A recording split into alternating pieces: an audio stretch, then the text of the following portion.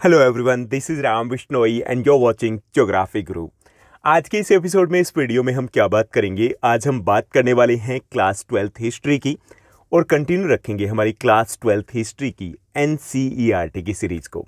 ये जो हमारी एनसीईआरटी की सीरीज है, इस सीरीज में हम क्या करते हैं? इस सीरीज में हम आपकी एनसीईआरटी के चैप्टर्स को इजी लैंग्वेज में समराइज करके आपके साथ शेयर करते हैं। देखिए, हिस्ट्री को अगर समझना तो उसके पीछे सिंपल सा फंडा ये रहता है कि हिस्ट्री को एक स्टोरी की तरह लीजिए, यानी कि जो भी चैप्टर्स है उसकी एक कहानी बना लीजिए, और दूसरा जो भी इवेंट्स है वो सीक्वेंस के अकॉर्डिंग कीजिए। ओके, अब यहाँ पे जो आपकी एनसीईआरटी की बुक्स है, नो डाउट बहुत अच्छी है, लेकिन ये दोनों एलिमेंट्स यहाँ पे नहीं मिलते।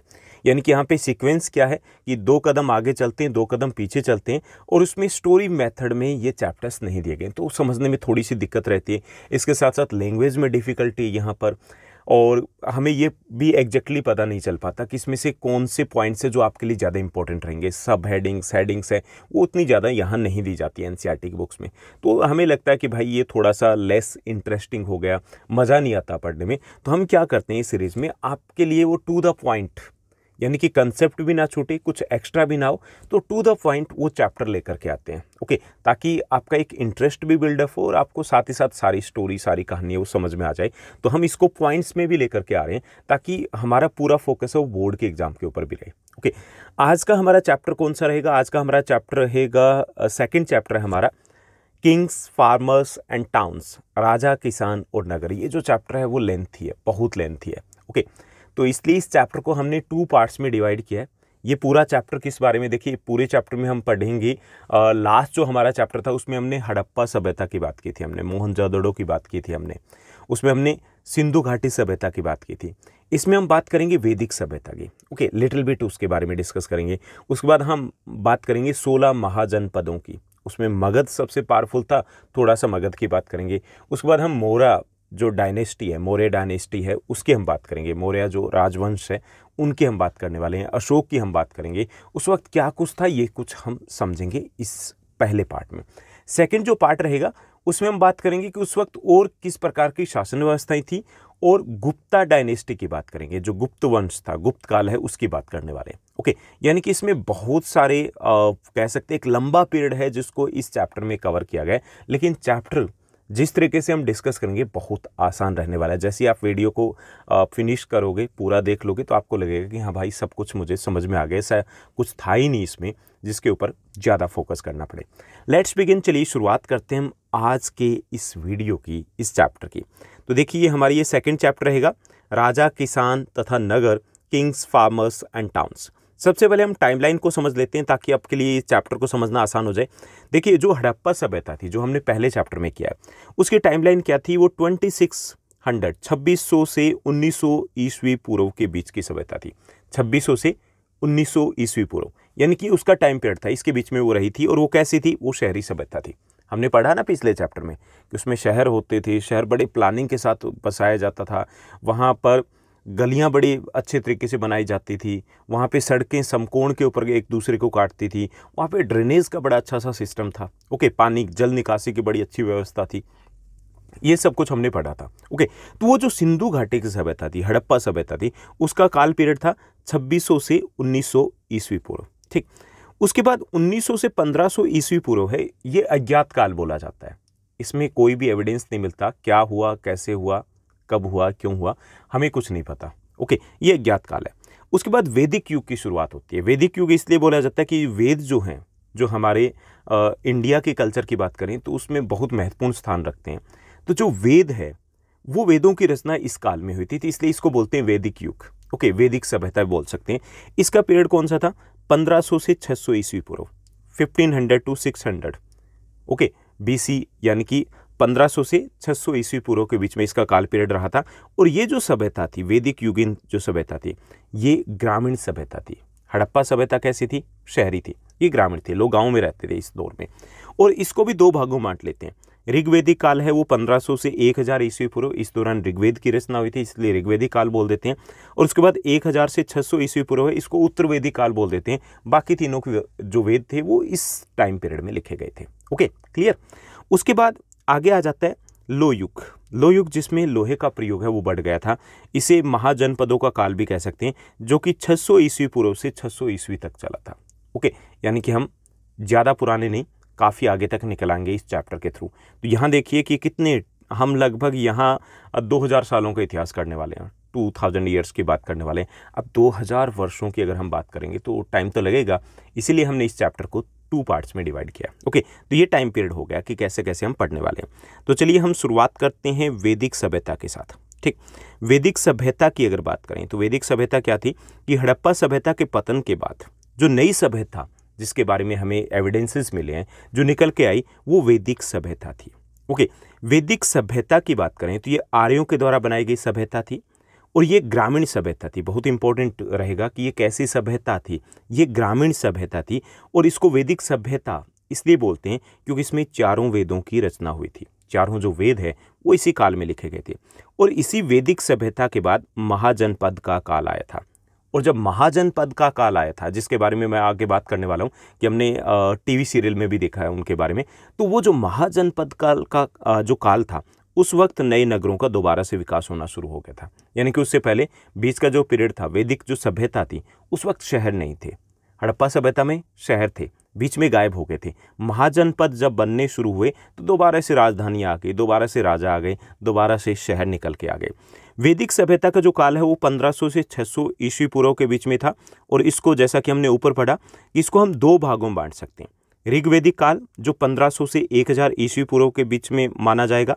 ओके, इस दौरान ऋग्वेद की रचना हुई थी, इसलिए इसको ऋग्वैदिक काल बोलते हैं। और उत्तरवैदिक काल जो 1000 से 600 ईस्वी पूर्व के बीच का काल था। ओके, इस दौरान तीनों अन्य वेदों की रचना हुई थी। ओके, तो इसलिए पूरे पीरियड को बोलते हैं वैदिक काल, क्योंकि चारों वेदों की रचना हुई थी यहाँ पे। ठीक, अब ये 4 वेद कौन से हैं, थोड़ा सा आपको पता होना चाहिए, ज़्यादा डिटेल में नहीं जाना। वो 4 वेद है आपके, ऋग्वेद हो गए, ओके, यजुर्वेद हो गया, सामवेद होगा और अथर्ववेद हो गया। चारों वेदों के नाम होने चाहिए, डिटेल में नहीं जाना आपको बिल्कुल भी। तो ये 4 वेद है जिनकी रचना यहाँ पर हुई थी। ठीक, उसके बाद यहाँ देखिए कि ये तो कहलाएगी वैदिक सभ्यता। ठीक, इतना इंट्रोडक्शन आपको करना है।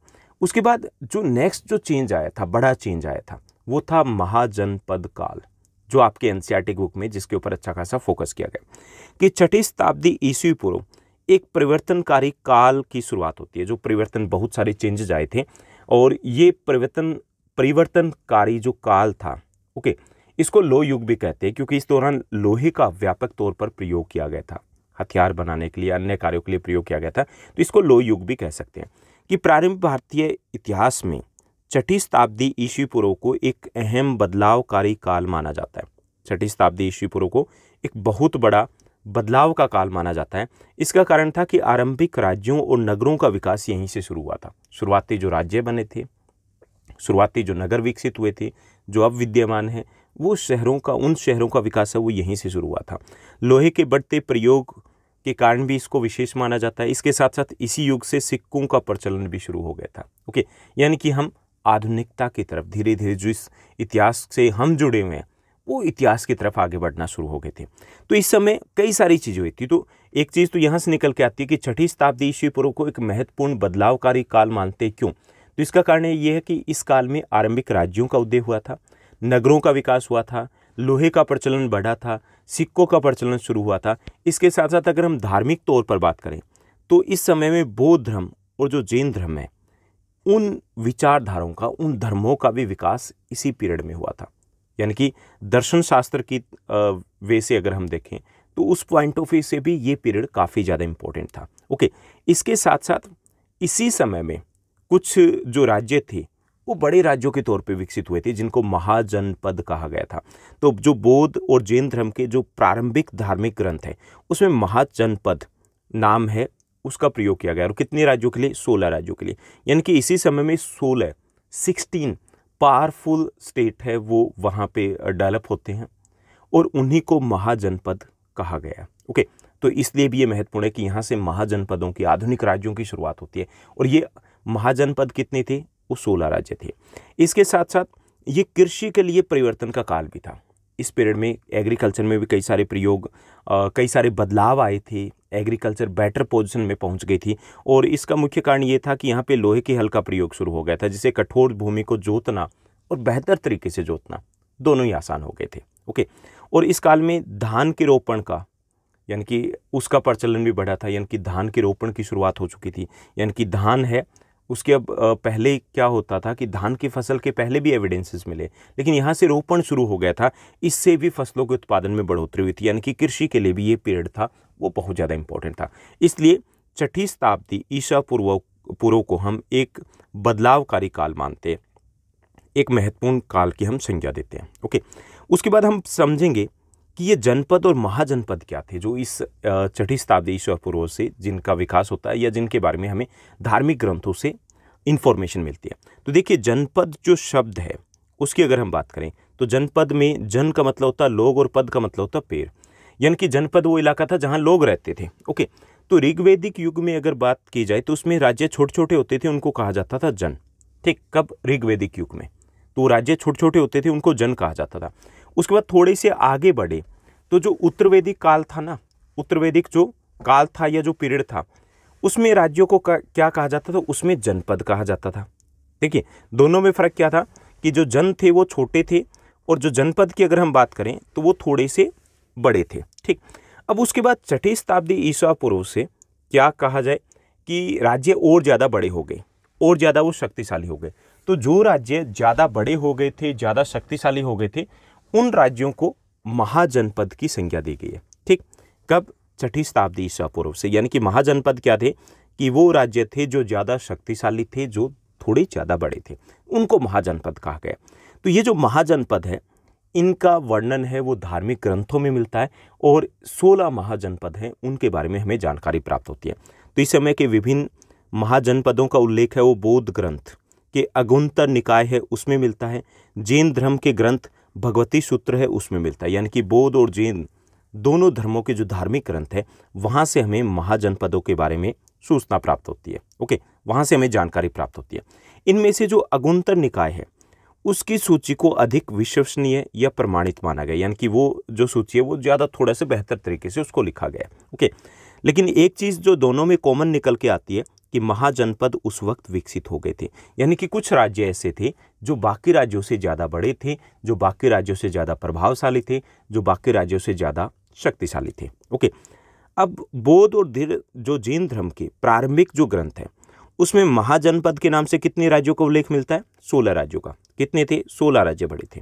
हालांकि महाजनपदों के नाम की जो तालिका है वो इन ग्रंथों में एक समान नहीं है। तालिका मतलब सूची हो गई, जो लिस्ट है वो एक समान नहीं है, किंतु कुछ कॉमन नाम है जैसे वज्जी, मगध, कौशल, कुरु, पांचाल, गांधार, अवंती, ये नाम है जो अक्सर मिलते हैं, बाकी ग्रंथों में भी मिले हैं उस दौर में जो लिखे गए।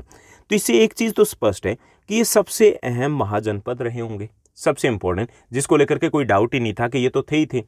कुछ को लेकर के हो सकता है कि 2-4 को लेकर के डाउट था कि कुछ कहते थे कि नहीं ये वाले बड़े हैं, कुछ कहते थे कि नहीं ये वाले इंपॉर्टेंट है। ओके, यानी कि महाजनपद 16 थे और उनमें से वज्जी, मगध, कौशल, कुरु, पंचाल, गांधार और अवंती ये ज़्यादा शक्तिशाली थे।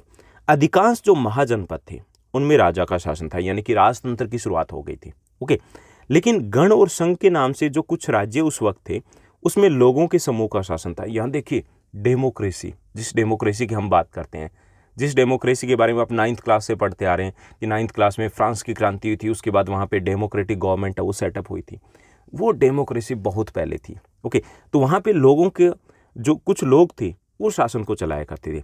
हर जनपद की एक राजधानी होती थी जो नेचुरली थी, और जो राजधानी होती थी उसको सुरक्षित रखा जाता था, इसलिए उसे किले से घेरा जाता था, किलाबंदी उसको की जाती थी। ठीक, किलेबंद राजधानियों के रख रखाव, सेनाओं और नौकरशाही के लिए अधिक धन की भी आवश्यकता थी, क्योंकि देखिए किले बनाए गए थे, फोर्ट बनाए गए थे, सेना रखी जाती थी, नौकरशाही रखी जाती थी, अब उन सब के लिए धन की आवश्यकता थी। अब धन कहाँ से आए? तो इसके लिए कर वसूला जाता था, यानी कि ये जो कर वसूलने का सिस्टम है, किलेबंदी है, राजधानी है, ये सारी चीज़ें इनकी शुरुआत है वो महाजनपद काल से ही हुई थी। तो उसके बाद व्यापारियों से, किसानों से कर वसूला जाता है था, और ऐसा भी हो सकता है कि पड़ोसी राज्यों को लूट करके भी उस वक्त धन इकट्ठा किया जाता था। धीरे धीरे कुछ राज्य स्थायी सेना और नौकरशाही रखने लग गए थे, यानी कि इस तरीके से जो आधुनिक हम मध्यकालीन भारत में हमने राज्यों के बारे में पढ़ा है या देखा है, तो उस प्रकार के राज्य है वो विकसित होने लग गए थे। ओके, यहाँ तक समझ में आ रहा है ना? बिल्कुल स्मूथली चल रहा है, कुछ नया नहीं है यहाँ पे। ठीक, तो यहाँ पे हमने समझा कि महाजनपद क्या होते थे, महाजनपद किसे कहा गया है, कितने ये राज्य थे, ओके, और उनकी प्रशासनिक व्यवस्था कैसी थी। तो वो राजतंत्र थे अधिकांश, और उनकी स्थायी सेना होती थी, राजधानी होती थी, किले होते थे, नौकरशाही होती थी, और धन की पूर्ति के लिए वो कर उस वक्त इकट्ठा करते थे। उन्होंने टैक्स सिस्टम है वो इंट्रोड्यूस कर दिया था। उसके बाद हम बात करेंगे कि ये जो गण संघ, इस प्रकार के शब्दों का प्रयोग किया गया आपके इस चैप्टर में। तो ये गण और संघ ये क्या होते हैं? देखिए, जो गण शब्द आपके चैप्टर में आया है, इसका प्रयोग कई सदस्य वाले समूह के लिए किया जाता है। एक छोटा जो समूह होता था उसको गण कहा जाता था, और जो संघ था वो किसी संगठन या सभा के लिए प्रयोग किया जाता था। देखिए, गण या संघ की बात करें तो उसमें कई शासक होते थे, मिलकर के शासन करते थे, और वाद विवाद के द्वारा, चर्चा के द्वारा निर्णय लिया जाता था। गण की सभाओं में स्त्रियां, दासों इत्यादि की भागीदारी नहीं होती थी, तो इनको हम डेमोक्रेटिक तो नहीं कह सकते। यानी कि जो गण थे और संघ थे, इसमें देखिए गण तो वो छोटा समूह था, संघ थोड़ा सा बड़ा समूह हो गया, और इसमें कई सारे शासक हो सकते थे। कई सारे एविडेंसेस मिले कि एक व्यक्ति नहीं, काफ़ी सारे लोग मिलकर के चलाते हैं, जैसे आजकल गवर्नमेंट में होता है, मिनिस्टर्स भी होते हैं ना, मिलकर के चलाते हैं, कैबिनेट मिनिस्ट्री होती है, तो ऐसे ही वहाँ पे होता था। लेकिन वहाँ पर जो महिलाएं हैं, दास हैं, उनकी भागीदारी नहीं होती थी उन डिसीजन मेकिंग प्रोसेस में, इसलिए इनको हम पूर्ण लोकतंत्र नहीं कह सकते। और उस वक्त जैसे हम भगवान गौतम बुद्ध या महावीर स्वामी की बात करते हैं, भगवान स्वामी महावीर स्वामी की बात करते हैं, तो दोनों इसी प्रकार के गणों से संबंधित थे। वज्जी संघ की भांति कुछ राज्यों में भूमि सहित अनेक जो आर्थिक स्रोत थे, उन पर राजा और गण दोनों सामूहिक नियंत्रण रखते थे। यानी कि ऐसे भी हमें एविडेंसेस मिले कि जो वज्जी संघ है, इस प्रकार से वहाँ से एविडेंसेस मिले हैं कि वहाँ पे जो आर्थिक स्रोत थे, आय थे, उसके ऊपर राजा के भी हक था, और जो छोटे छोटे गण थे बने हुए थे, उनका भी उन स्रोतों के ऊपर हक था। यानी कि टैक्स जो थे वो दोनों के द्वारा कलेक्ट किए जाते थे। ओके, तो ये थे गण और संघ। यानी कि गण छोटी इकाई थी और संघ बड़ी इकाई होती थी, और जो राज्य थे, जनपद या महाजनपद, वो इनसे ज़्यादा बड़े होते थे। ओके, यानी हम जैसे कह सकते हैं कि गण एक लोकल गवर्नमेंट की तरह था। ओके, और जो संघ थे वो हम कह सकते हैं कि थोड़ा सा और ज़्यादा बड़ा हो गया, जैसे डिस्ट्रिक्ट अथॉरिटी हो गई, जिले वगैरह होते हैं, उस टाइप से हो गया, और राज्य है वो हमारे मॉडर्न स्टेट की तरह था। उसके बाद हम महाजनपदों की बात करें तो जैसा हमने समझा, पढ़ा, जाना कि 16 महाजनपद उस वक्त डेवलप हो चुके थे। 16 बड़े राज्य थे जो प्रभावशाली थे, शक्तिशाली थे, जो बड़े थे। उनमें से सबसे महत्वपूर्ण जो जनपद था, जिसके बारे में हमें इस चैप्टर में दिया गया, जिसके बारे में हमें जानना है, जिससे रिलेटेड आपके क्वेश्चन बन सकते हैं, वो था मगध जनपद। ओके, मगध महाजनपद। मगध आधुनिक बिहार राज्य में स्थित है, यानी कि इसका अगर हम सेंटर की बात करें तो वो बिहार में आता है इसका सेंटर। इसके अलावा आसपास का इलाका है वो भी मगध में ही आता था। मगध 6ठी से 4थी शताब्दी ईस्वी पूर्व तक सबसे शक्तिशाली महाजनपद बन गया था। जितने भी 16 महाजनपद थे उनमें से सबसे पावरफुल जो था वो मगध था। ठीक, इसके शुरुआत में राजगृह इसकी राजधानी थी। उसके बाद राजगृह की बात की जाए तो वो भी एक किलेबंद शहर था। हालांकि 4थी शताब्दी ईसा पूर्व से पाटलिपुत्र, जिसको आधुनिक हम पटना बोलते हैं, उसको राजधानी बना लिया जाता है। अनेक राजधानियों की किलेबंदी लकड़ी, ईंट या पत्थर की ऊंची दीवारें बनाकर की जाती थी। उस वक्त जो अलग अलग, ये तो होगी मुख्य राजधानी इसकी। इसके अलावा जो बड़े महाजनपद होते थे, उनके जो राज्य होते थे, उनके अलग राजधानियाँ होती थी, और ज़्यादातर जो राजधानियाँ होती थी वो किलेबंद होते थे। उनको दीवारों से घेरा जाता था ताकि वो हमला ना किया जा सके, ताकि वो सुरक्षा की दृष्टि से महत्वपूर्ण हो पाए। तो ज़्यादा सुरक्षा के लिए आमतौर पर राजधानियाँ किले बंद होती थी, चारों तरफ से दीवारों से उसको घेरा जाता था। तो जहाँ तक मगध की बात है तो ये आधुनिक बिहार राज्य में स्थित था। ठीक, और ये 6ठी से 4थी शताब्दी के बीच में, शताब्दी ईसा पूर्व के बीच में ये शक्तिशाली हो गया था। पहले राजगृह इसकी राजधानी थी और उसके बाद पाटलिपुत्र यानी कि पटना को इसकी राजधानी बना दिया गया था। मगध का जो प्रारंभिक इतिहास है उसमें हर्यक कुल के राजा बिंबिसार है, वहाँ से शुरू होता है, जिनके बारे में हमें पता चलता है। मगध को इन्होंने दिग्विजय और उत्कर्ष के जिस मार्ग पर अग्रसर किया था वो तब समाप्त हुआ जब कलिंग के युद्ध में जाकर के अशोक ने हथियार डाल दिए थे। यानी कि तब तक मगध था वो टॉप के ऊपर आता।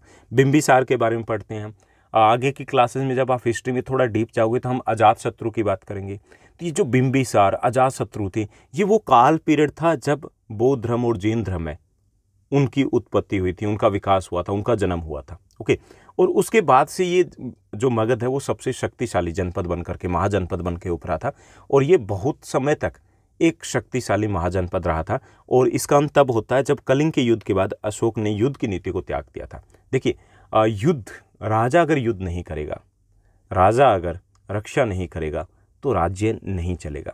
राजा तो राजा होता ना, राजा को झगड़े नहीं करने होती, राजा को लड़ाइयाँ लड़नी होती है।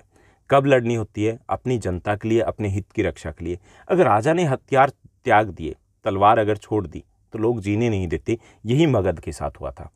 जैसे ही अशोक ने, जिनके बारे में हम आगे पढ़ने वाले हैं डिटेल में, जैसे उन्होंने अपने हथियारों को, युद्ध की नीति को छोड़ दिया, उसके बाद मगध था वो धराशायी हो गया, चकनाचूर हो गया। तो ये बात हुई मगध की कि मगध कहाँ कैसे महाजनपद बना था।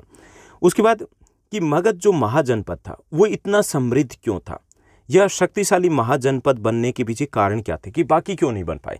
तो इसका यह था कि ये प्राकृतिक रूप से सुरक्षित था। ये इस जनपद के इर्द गिर्द पहाड़ियाँ थी जो प्राकृतिक तौर पे इसकी रक्षा करती थी, यानी कि इसके ऊपर हमला करना आसान नहीं था। चारों तरफ से पहाड़ी इलाके से घिरा हुआ था, इसलिए ये सुरक्षित ज़्यादा था। दूसरा ये था कि ये उपजाऊ था। यहाँ की जो भूमि थी वो काफ़ी ज़्यादा उपजाऊ थी। यहाँ गंगा और सोन नदी है, उनके पानी से सिंचाई के साधन उपलब्ध थे। इसके कारण यहाँ फसलें अच्छी होती थी, यानी कि समृद्ध ये राज्य था। ठीक, क्योंकि फसलें अच्छी होगी तो मतलब लोगों के पास समृद्धि थी, सुख शांति थी, और जब समृद्धि थी तो कर वगैरह उगाना, इकट्ठा करना आसान था। इसके साथ साथ यहाँ की जनसंख्या और जनपदों से अधिक थी। उस वक्त जनसंख्या थी वो एक महत्वपूर्ण संसाधन होते थे, क्योंकि जनसंख्या, लोग जितने ज़्यादा थे उतना ही महत्वपूर्ण होता था किसी राज्य के लिए। तो यहाँ पे जनसंख्या उस दौर में ज़्यादा थी। यहाँ के जंगलों में हाथी उपलब्ध थे जो सेना का महत्वपूर्ण पार्ट होते थे। उस वक्त हाथी जिस सेना में ज़्यादा, वही सेना मजबूत होती थी। यहाँ के जंगलों में हाथी मिलते थे। यहाँ के जो राजा बने थे, जो शासक बने थे, वो योग्य और महत्वाकांक्षी थे। चाहे हम चंद्रगुप्त मौर्य की बात करें, चाहे हम अशोक की बात करें, चाहे हम बात करें अजातशत्रु की, चाहे हम बात करें यहाँ पे बिंबिसार की, या उनसे पहले अगर हम बात करें बीच में जो नंद वंश के शासक बने थे, वो सारे के सारे ही शक्तिशाली थे। ओके, तो वो जो शक्तिशाली मगध के जो राजा थे, योग्य थे, महत्वाकांक्षी थे, उसके कारण भी मगध जो था वो धीरे धीरे विकसित होता गया और सबसे शक्तिशाली महाजनपद बन जाता है। इसके साथ साथ यहाँ पे सिंचाई होती थी। सिंचाई के कारण यहाँ पर उत्पादन अधिक हुआ। उत्पादन अधिक होने के कारण यहाँ पर व्यापार में भी वृद्धि हुई, व्यापार भी अधिक होता था, इससे भी यहाँ पर समृद्धि आई।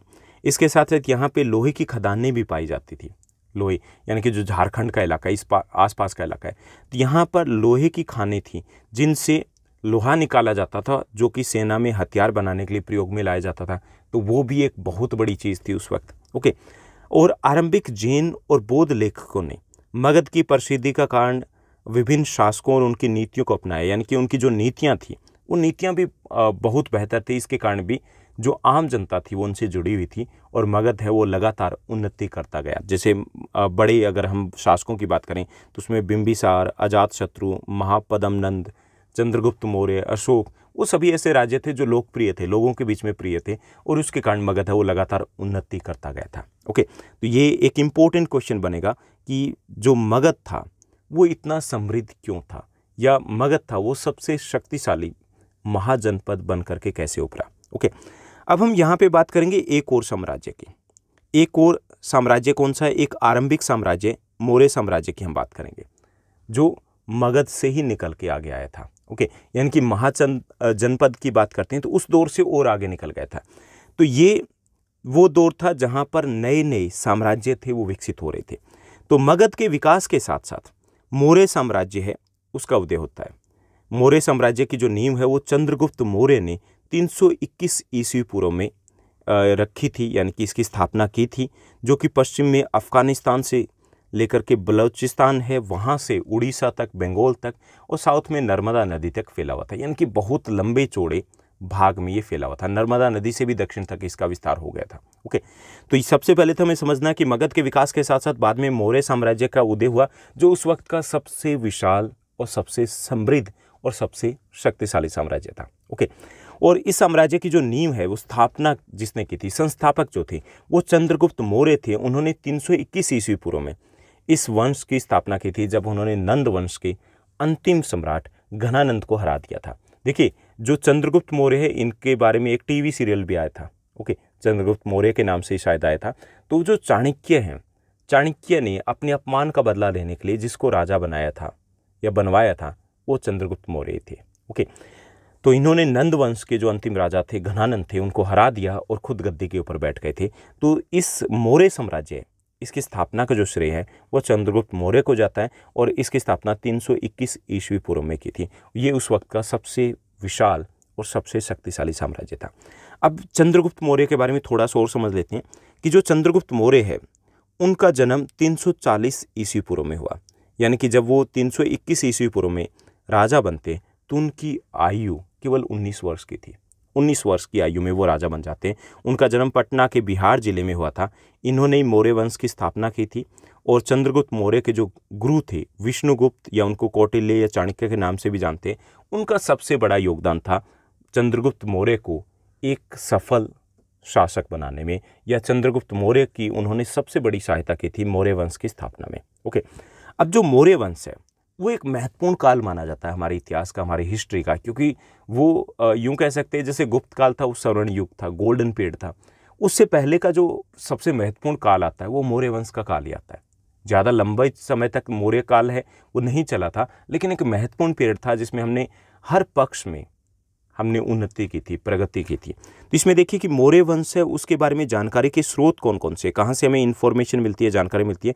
देखिए, उस काल की हमें मूर्तियाँ मिली है, उस काल की कुछ महत्वपूर्ण मूर्तियाँ मिली है, उससे हमें बहुत हद तक जानकारी प्राप्त होती है। ये अगर हम बात करें ना मौर्य काल क्यों विशेष है, तो उसमें से एक चीज़ ये भी निकल के आती है कि मूर्ति कला के लिए विशेष है। वहाँ की उस दौर की बहुत सारी मूर्तियाँ प्राप्त हुई है जो वहाँ की कला के बारे में, वहाँ की संस्कृति के बारे में, वहाँ के रीति रिवाज के बारे में, वहाँ की धार्मिक आस्था के बारे में महत्वपूर्ण जानकारी देते हैं। इसके साथ साथ उस वक्त की कुछ समकालीन रचनाएं भी प्राप्त हुई है, जैसे जो मैक्स्थनीज हैं जो यूनान से यहाँ पर आए थे, उन्होंने इंडिका पुस्तक लिखी थी और उसमें चंद्रगुप्त मौर्य के दरबार के बारे में काफ़ी सारी जानकारी दी थी क्योंकि वे चंद्रगुप्त मौर्य के दरबार में रहे थे। तो ये हो गया। इसी तरीके से अर्थशास्त्र जो बुक है जो चाणक्य के द्वारा लिखी गई है, उसमें भी काफ़ी हद तक मौर्य शासकों के बारे में जानकारी प्राप्त होती है। प्रशासन कैसा था, शासन कैसा था, सामाजिक व्यवस्था कैसी थी, उससे हमें जानकारी मिलती है। इसके साथ साथ जैन बौद्ध धर्म के जो पौराणिक ग्रंथ है, जैन या बौद्ध धर्म या पौराणिक जो ग्रंथ है, उनसे भी हमें बहुत सारी जानकारी प्राप्त होती है उस दौर के बारे में, उस काल के बारे में, मौर्य वंश के बारे में, मौर्य शासकों के बारे में, समाज के बारे में, रीति रिवाजों के बारे में। इसके साथ साथ मौर्य वंश से बहुत महत्वपूर्ण, मौर्य वंश के बारे में बहुत महत्वपूर्ण जानकारी है वो अशोक के स्तंभों से भी मिलती है। देखिए, ये यूनिक थे, उससे पहले हमने स्तंभ नहीं देखे थे। तो अशोक ने स्तंभ थे वो लिखवाए थे, ठीक। उसमें उन्होंने अपने आदेशों को लिखवाया था, जनता के लिए जो कुछ नियम थे, जानकारी थी या रिक्वेस्ट थी, वो उन्होंने उकेरा था। तो वो जो स्तंभ थे वो प्राप्त हुए, उससे भी हमें मौर्य काल के बारे में बहुत कुछ जानकारी प्राप्त होती है। अशोक पहला सम्राट था जिसने अधिकारियों और प्रजा के लिए जो संदेश थे वो प्राकृतिक पत्थरों और पॉलिश किए हुए स्तंभों पर लिखवाए थे। ये पहले सम्राट थे, तो वहाँ से भी हमें बहुत महत्वपूर्ण जानकारी प्राप्त होती है। तो ये वो कुछ सोर्सेज हैं जिनसे हमें मौर्य वंश के बारे में जानकारी प्राप्त होती है। तो ये भी आप एक इम्पोर्टेंट आपका क्वेश्चन बनेगा शॉर्ट आंसर टाइप में कि मौर्य वंश की जानकारी के प्रमुख स्रोत कौन से हैं। ओके, ठीक। उसके बाद नेक्स्ट जो रहेगा कि मौर्य प्रशासन कैसा था उस दौर में, किस प्रकार से शासन व्यवस्था को चलाया जाता था। तो मौर्य प्रशासन की अगर बात करें तो 5 प्रमुख राजनीतिक केंद्र थे, 5 प्रमुख राजनीतिक केंद्र थे।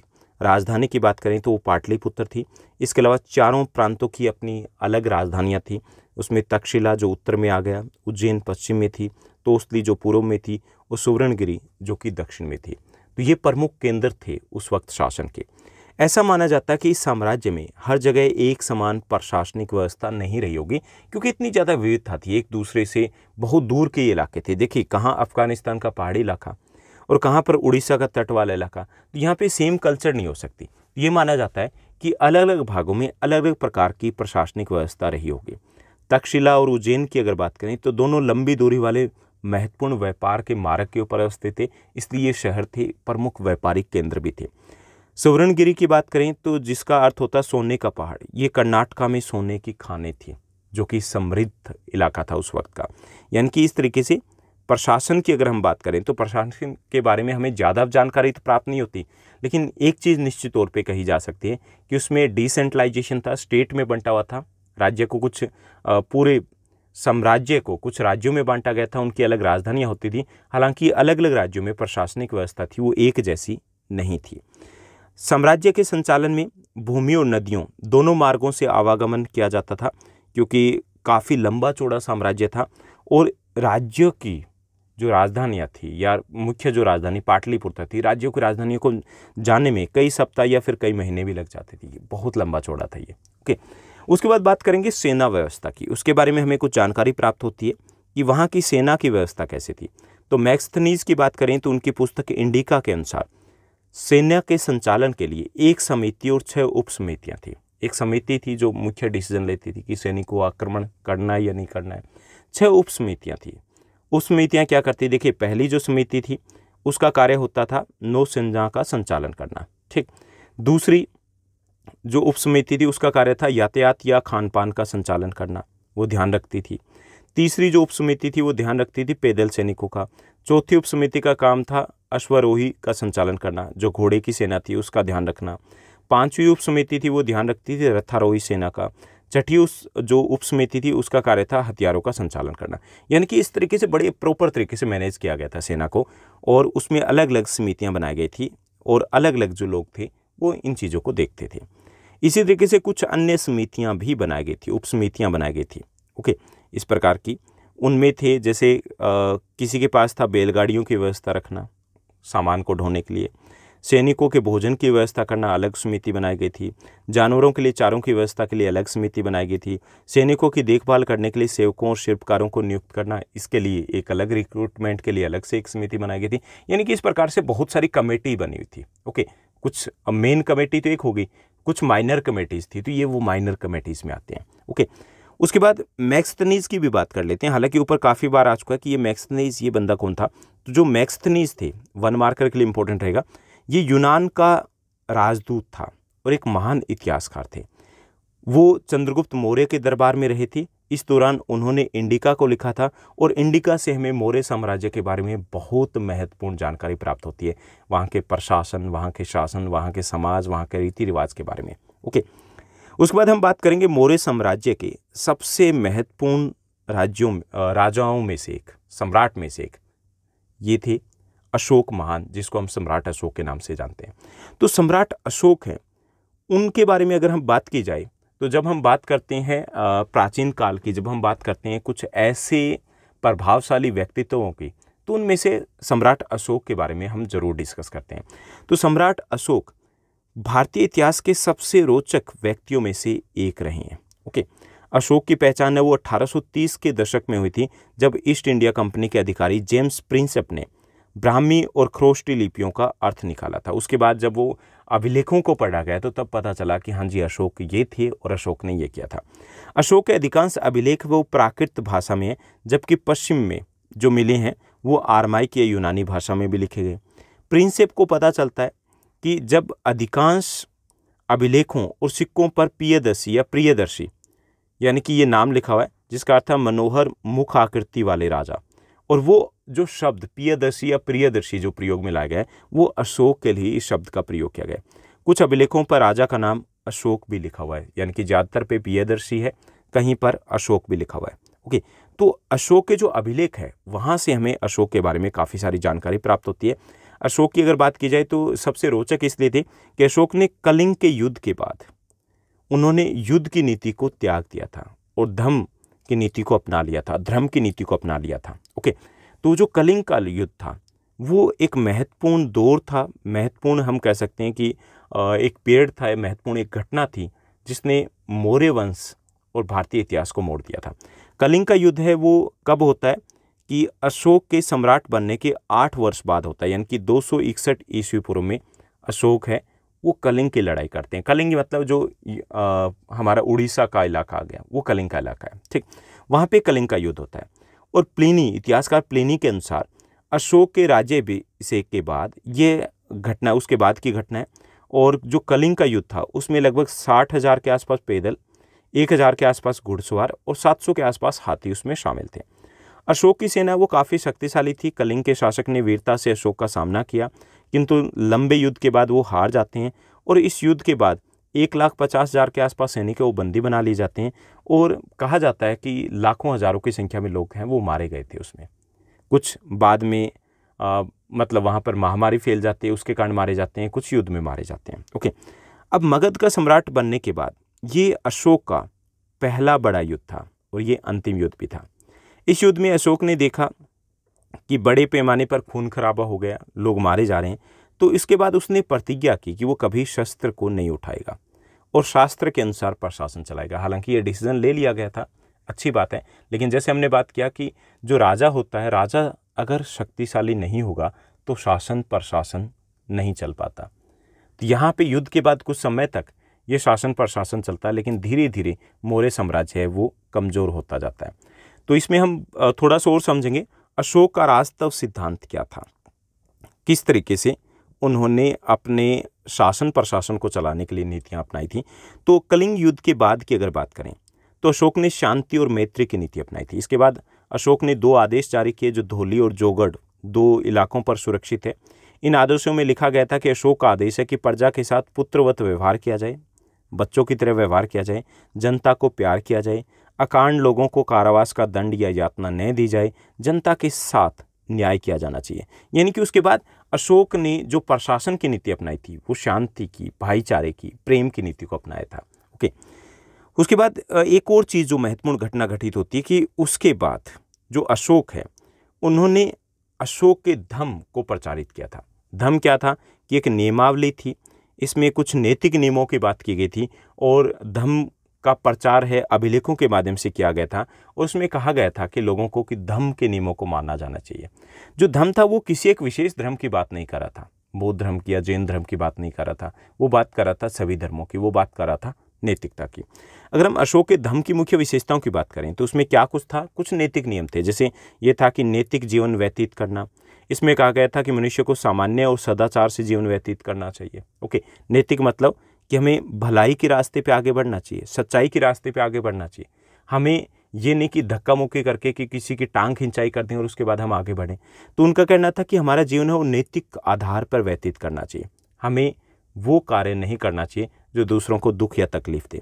इसके साथ साथ उन्होंने इस धम्म के माध्यम से प्रचार किया था कि वासनाओं पर नियंत्रण रखना। इस धम्म के अनुसार कि बाहरी जो आडंबर है, अपनी वासनाएं हैं, उस पर नियंत्रण रखने की बात कही गई थी कि जो बाहरी आडंबर है, दिखावा है, वो ना किया जाए। ओके, दूसरे धर्मों के सम्मान की भी बात की गई थी कि हमें दूसरे धर्म के लोगों के प्रति सहिष्णु होना चाहिए, उसका सम्मान किया जाना चाहिए। ओके, इसके साथ साथ उन्होंने जीव जंतुओं को क्षति न पहुंचाने की बात को भी प्रचारित किया था कि अशोक के धम्म के अनुसार कि पशु पक्षियों को, जीवों जंतुओं की हत्या नहीं करनी चाहिए, उनको किसी प्रकार की क्षति नहीं पहुंचानी चाहिए। यानी कि वो जो नैतिक नियम जो कह सकते हैं कॉमन, इस टाइप के नियमों को धम्म में शामिल किया गया था। सबके प्रति दयालु बनना, उन्होंने इस बात का प्रचार किया था कि लोगों को अपने नौकरों के प्रति, अपने से छोटे के प्रति, अपने से बड़े के प्रति दयालु होना चाहिए, उनका सम्मान किया जाना चाहिए। इसके साथ साथ कि सभी का आदर किया जाना चाहिए, जो भी छोटा बड़ा कोई भी है। ओके, तो ये कुछ विशेषताएं थी अशोक के धम्म की, यानी कि कुछ नया नहीं था, आप जनरल सेंस से भी इनको लिख सकते हो। उसके बाद अगर हम बात करें मौर्य साम्राज्य के सामाजिक, आर्थिक और सांस्कृतिक स्थितियों की, तो किस प्रकार की परिस्थितियाँ थी उसको हम थोड़ा सा समझ लेते हैं। तो सबसे पहले हम सामाजिक जीवन की बात करेंगे। सामाजिक जीवन के बारे में हमें जानकारी कहाँ से मिलती है? एक तो अशोक के जो अभिलेख है उनसे मिलती है, कौटिल्य के अर्थशास्त्र जो ग्रंथ है उससे हमें जानकारी प्राप्त होती है, मैक्स्थनीज की जो बुक है इंडिका, उससे हमें जानकारी प्राप्त होती है। ओके, सबसे पहले हम सामाजिक वर्ग या जाति प्रथा की अगर बात करें कि समाज कैसा था, तो समाज की अगर बात करें तो कौटिल्य के अर्थशास्त्र से हमें जानकारी मिलती कि उस वक्त आश्रम व्यवस्था थी। ओके, यानी कि जीवन को 4 भागों में बांटा जाता था। इसके साथ साथ लोगों को काम के आधार पर बांटा गया था। क्षत्रिय, वैश्य, ये सबसे प्रतिष्ठित वर्ग थे उस वक्त। वैश्य जो व्यापार करते थे, क्षत्रिय जो रक्षा करते थे। लोग ब्राह्मणों के प्रति भी उस वक्त श्रद्धा का भाव रखते थे। मैक्स्थनीज ने हालांकि 7 प्रकार की जातियों या वर्गों का वर्णन किया है, जिनको हम जातियां कम कहेंगे, वर्ग ज़्यादा कहेंगे, क्योंकि वर्ग थे काम के आधार पे। उनमें थे दार्शनिक, जो लेखक कह सकते हैं, किसान थे, अहीर थे, कारीगर थे, सैनिक थे, निरीक्षक थे और सभासद थे। यानी कि इंडिका के अनुसार उन्होंने उस वक्त लोगों को 7 वर्गों में बांटा है। यानी कि सामाजिक व्यवस्था की अगर बात करें तो उस वक्त समाज में ये बात की जाए तो समाज था वो कुछ वर्गों में बंटा हुआ था, और आमतौर पे ये जो वर्ग विभाजन था वो कार्य के आधार पे था। ओके, इसके अलावा समाज के बारे में जो जानकारी इंडिका में दी गई उसके अनुसार समाज जो था, लोग जो थे वो खुशहाल थे, समृद्ध थे और अपने अपने कार्य में लगे हुए थे। उसके बाद स्त्रियों की दशा की अगर बात की जाए कि उस दौर में उनके हालात कैसे थे, तो अगर बात की जाए तो उन्हें स्वतंत्रता और समानता प्राप्त थी। ये इंपॉर्टेंट क्वेश्चन रहेगा, बहुत इंपॉर्टेंट रहेगा बोर्ड एग्जाम के पॉइंट ऑफ व्यू से, कि उस वक्त महिलाओं को स्वतंत्रता और समानता प्राप्त थी, जो बहुत बड़ी बात है उस दौर में। इसके साथ साथ स्त्रियों को पुनर्विवाह और तलाक की भी अनुमति थी उस दौर में, जो कि अब भी समाज में उतनी स्वीकार्य नहीं है। उस दौर में सार्वजनिक कार्यों में भाग लेने के लिए भी प्रतिबद्ध थी, यानी कि सार्वजनिक जो कार्य होते थे उसमें भी महिलाओं की भागीदारी होती थी। स्त्रियां धार्मिक कार्यों को अपने पति के साथ पूरा करती थी, और ये माना जाता था कि अगर स्त्रियां धार्मिक कार्यों में शामिल नहीं है, महिलाएं अगर शामिल नहीं है, तो ये माना जाता था कि वो धार्मिक कार्य वो अधूरा होगा। प्रशासन में अगर बात की जाए तो महिलाएं गुप्तचर का भी कार्य करती है। इस प्रकार के भी कुछ एविडेंसेस मिले हैं, कुछ पुस्तकों से पता चला कि महिलाएं हैं वो गुप्तचर का कार्य करती थी। सैनिक के रूप में भी प्रशिक्षित थी महिलाएं थी, उनको प्रशिक्षण भी प्राप्त होता था, यानी कि वो सेना का भी भाग होती थी। सेना का भाग ये कि वो विशेष तौर पे जो महल होता था और जो किला होता था वहाँ पर वो रक्षक के तौर पे काम करती थी। समाज का संपन्न वर्ग बहुपत्नी प्रथा को भी स्वीकार करता था, यानी कि बहुपत्नी प्रथा थी वो भी उस वक्त प्रचलित थी। कुछ स्त्रियां, कुछ महिलाएं वेश्यावृत्ति भी करती थी। इनको गणिका या रूपजीता कहा जाता था, यानी कि वेश्यावृत्ति जो थी वो भी उस वक्त प्रचलित थी। चाणक्य के अनुसार वंश की रक्षा के लिए स्त्री किसी भी अन्य व्यक्ति से पुत्र उत्पन्न कर सकती थी, यानी कि समाज में उस वक्त भी इस दौर की तरह हम ये कह सकते हैं कि पर्सनल फ्रीडम भी लोगों के पास थी। यूनानी लेखक हैं उनके अनुसार राजघराने की स्त्रियां आवश्यकता होने पर शासन को भी अपने हाथों में ले लेती थी, यानी कि अगर ज़रूरत पड़ती तो वो शासक भी बन जाती थी। तो यूँ कह सकते हैं ओवरऑल कि उस दौर में, मौर्य काल में, महिलाओं की स्थिति काफ़ी ज़्यादा अच्छी थी, स्वतंत्रता थी, समानता थी, ओके, और किसी प्रकार का भेदभाव नहीं था। आगे अगर बात की जाए कि उस दौर में रहन सहन और वेशभूषा कैसी थी, तो अगर बात की जाए तो जो ज़्यादातर मकान बने हैं वो विलासितापूर्ण होते थे उस वक्त, ओके, बड़े बड़े भवन बनाए जाते, विशेष तौर पे जो उच्च वर्ग के होते थे। मौर्य साम्राज्य में क्योंकि प्राय समृद्धि का काल रहा है तो ये वहाँ से दिखता है। सूती वस्त्र पहनते थे। उच्च वर्ग के जो लोग थे वो भड़कीले और गहरे रंग के वस्त्र पहना करते थे। तड़क भड़क के लिए हीरे जवाहरात है, इनका भी अच्छे खासे लोगों को शौक था, यानी कि समृद्धि उनके रहन सहन और उनके पहनावे से भी झलकती थी। भोजन की बात करें कि उस दौर में भोजन किस प्रकार का किया जाता, देखिए सामान्य था। दूध, दही, घी, जौ, चावल इत्यादि ये प्रमुख भोजन के भाग थे, अंग थे। कुछ लोग मांस या शराब का भी सेवन करते थे, लेकिन बाद में बौद्ध धर्म या जैन धर्म के प्रचार प्रसार के बाद मांस का सेवन था वो कम हो गया था, ओके। और मैक्सथलीज ये लिखते हैं, हालांकि ये सिर्फ उच्च वर्ग के बारे में लिखते हैं, ये लिखते हैं कि उस वक्त भारतीय जो लोग भोजन करते थे तो उस सदस्यों के सामने एक तिकोने आकार की टेबल रख दी जाती थी और सोने के प्याले में सबसे पहले उबले चावल और बाद में अन्य पकवान थे वो परोसे जाते थे। देखिए सोने के प्याले की बात की जा रही, तो हो सकता है कि मैक्सथनीज ने जहाँ खाना खाया तो उच्च वर्ग में खाया होगा, ओके। तो हालांकि फिर भी ये दिखाता है कि उस वक्त अच्छी खासी समृद्धि होती थी। उसके बाद थोड़ा और समझेंगे और जानेंगे हम मौर्य काल के बारे में और बात करेंगे मनोरंजन की। उस वक्त में मनोरंजन के कौन कौन से साधन थे मौर्य काल में, तो देखिए जो सामान्य हो सकते थे, जैसे नृत्य हो गया, डांस हो गया, संगीत हो गया, ओके, गायन हो गया, घुड़दौड़ हो गया, पशुओं का युद्ध हो गया, नौकायन हो गया, जुआ हो गया, धनुर्विद्या हो गया। तो इसके साथ साथ जो सार्वजनिक तौर पर त्यौहार वगैरह मनाए जाते थे तो वही मनोरंजन के प्रमुख साधन होते थे। उसके बाद आर्थिक जीवन की बात करें तो आर्थिक तौर पर वहाँ पे अर्थव्यवस्था का आधार कृषि था, पशुपालन था और व्यापार भी अच्छा खासा समृद्ध था मौर्य काल के दौर में। अब इतना बड़ा, इतना शक्तिशाली जो साम्राज्य था उसका पतन कैसे हुआ, उसकी भी हम बात कर लेते हैं। इंपॉर्टेंट क्वेश्चन रहेगा कि मौर्य साम्राज्य के पतन के क्या कारण थे। तो देखिए पहला कारण था निर्बल और अयोग्य उत्तराधिकारी। अशोक के बाद जितने भी उत्तराधिकारी बने वो निर्बल थे, अयोग्य थे, वो विशाल साम्राज्य की रक्षा नहीं कर पाए, प्रशासन को नहीं संभाल पाए, जिसके कारण मौर्य साम्राज्य का पतन हो गया। दूसरा केंद्रीय शासन की निर्बलता, कि केंद्रीय शासन विशेष तौर पे जब अशोक ने युद्ध की नीति को त्याग दिया तो वो कमज़ोर होता गया और इसके कारण भी धीरे धीरे जो मौर्य साम्राज्य वो पतन की तरफ चला गया। ऐसे साम्राज्य का प्रशासन व्यवस्था थी वो भी कमज़ोर हो गई थी, क्योंकि पूरा जो ध्यान था वो धर्म के प्रचार प्रसार में या इन कार्यों के ऊपर लग गया था, और प्रशासनिक व्यवस्था जब कमज़ोर होती है तो राज्य का पतन निश्चित हो जाता है। प्रांतीय जो शासक थे वो अत्याचारी थे, अत्याचार करते थे, लोगों के बीच में अलोकप्रिय हो गए थे, ये भी मौर्य साम्राज्य को ले डूबे। ऐसे दरबार के षड्यंत्र, के दरबार में षड्यंत्र थे वो आम हो गए थे। पूरा का पूरा ध्यान षड्यंत्र के ऊपर हो गया था, लोगों के हितों की तरफ उतना ध्यान नहीं दिया गया था अशोक के काल के बाद। इससे भी मौर्य साम्राज्य का पतन निश्चित हो गया। आर्थिक कारणों की बात करें तो धीरे धीरे आर्थिक तौर पर भी मौर्य साम्राज्य वो कमज़ोर हो गया था, खजाना खाली हो गया था। इससे मजबूत सेना को बनाए रखना मुश्किल हो गया था, जो कि पतन का कारण बना। तो ये कॉमन से कारण है जिसके कारण मौर्य साम्राज्य का पतन हुआ। एक लास्ट टॉपिक और करेंगे इस पार्ट में, बात करेंगे कि क्या मौर्य साम्राज्य महत्वपूर्ण है। तो जब हम बात करते हैं मौर्य साम्राज्य की, जब पहली बार मौर्य साम्राज्य के बारे में लिखा गया था तो उस वक्त बात की गई थी कि हमारे इतिहास का महत्वपूर्ण, बहुत इंपॉर्टेंट पार्ट है मौर्य साम्राज्य। क्यों महत्वपूर्ण है? एक तो देखिए यहाँ पे अद्भुत कला का साक्ष्य प्राप्त होता है। तो कला की दृष्टि से अगर देखी जाए, मूर्ति कला की दृष्टि से देखा जाए तो ये महत्वपूर्ण काल था। यहाँ से जो मूर्तियाँ प्राप्त हुई है वो यूनिक सी प्राप्त हुई है, ओके, विशेष है वो, वहाँ पे उस साम्राज्य की पहचान है।